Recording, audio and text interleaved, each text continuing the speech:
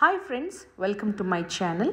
ఇవాళ మనం tasty drum stick chutney ఎలా తయారు చేయాలో చూద్దాం. ఇది చాలా టేస్ట్గా ఉంటుంది, ఎస్పెషల్లీ రైస్ అండ్ రోటీస్కి చాలా బాగుంటుంది. ఎంజాయ్ చేస్తూ తినొచ్చు. Let's get started.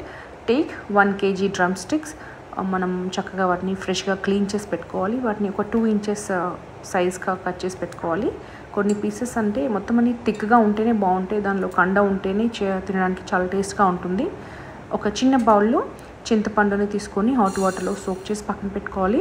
పల్ప్ని బాగా మిక్స్ చేసి సీడ్స్ ఇంకా ఫైబర్స్ సెపరేట్ చేసి పల్ప్ని మాత్రమే పక్కన పెట్టుకొని ఉంచుకోవాలి.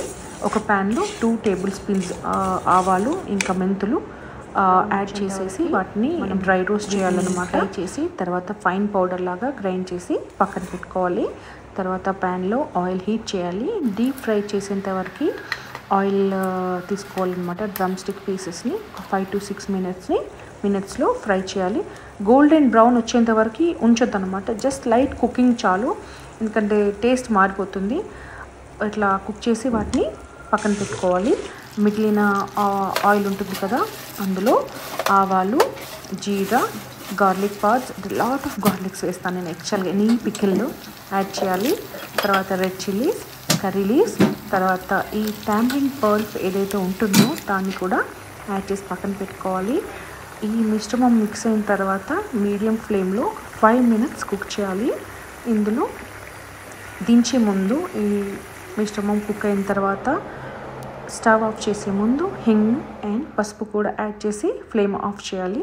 Let it cool for 5 to 6 minutes.